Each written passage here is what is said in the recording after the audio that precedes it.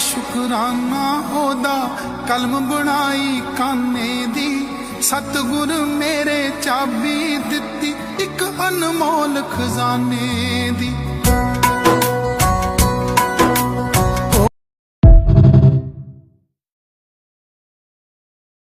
जहां पूजा करते हो उस मंदिर में लिखो बद्रीनाथ।